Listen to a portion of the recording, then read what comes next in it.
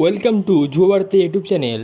WBSSC group C and group D কি result 15 আগস্টের মধ্যে পাবলিশ হবে এবং পুজোর আগেই কি জয়েনিং হয়ে যাবে? আসল সত্যিটা কি আমি আজকে এই ভিডিওতে বলবো।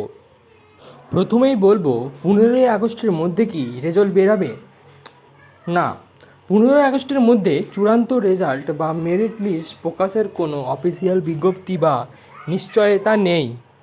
বর্তমান পরিস্থিতি সোশ্যাল মিডিয়া বা বিভিন্ন ইউটিউব চ্যানেলে 15 আগস্টের মধ্যে রেজাল্ট আসার সম্ভাবনা নিয়ে প্রবল আলোচনা বা গুঞ্জন চললেও কমিশন এখনও কোনো নির্দিষ্ট তারিখ ঘোষণা করেনি।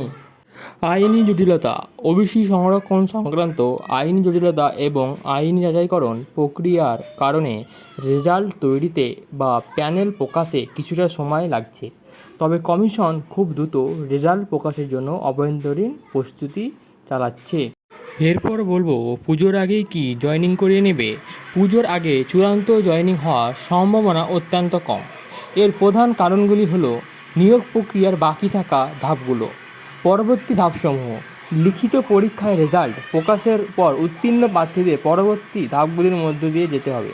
গ্রুপ সি, লিখিত পরীক্ষায় পাস করার পর ইন্টারভিউ এবং কম্পিউটার টাইপিং টেস্ট নেওয়া হবে।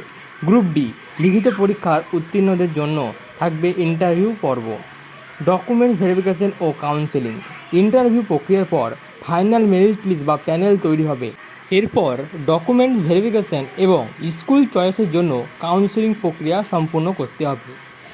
এই জয়েনিং করার জন্য এই সমস্ত ধাপগুলিকে আগে কমপ্লিট করতে হবে। এই পুরো প্রক্রিয়াটি শেষ করতে অন্তত কয়েক মাস সময়ের প্রয়োজন। তাই পুজোর আগে সমস্ত প্রক্রিয়া শেষ করে স্কুলগুলিতে সরাসরি জয়েনিং বা যোগদান হওয়ার সম্ভাবনা নেই বললেই চলে। তাহলে এখন প্রার্থীরা এখন কী করবেন? কোনো রকম ভুয়ো খবর বা গুজবে কান না দিয়ে পরীক্ষার্থীদের নিয়মিত West Bengal school service commission official ওয়েবসাইটে নজর রাখার পরামর্শ দেওয়া হচ্ছে। এবং রেজাল্ট প্রকাশিত হলেই ওখানেই মেরিট লিস্টের পিডিএফ আপলোড করা হবে।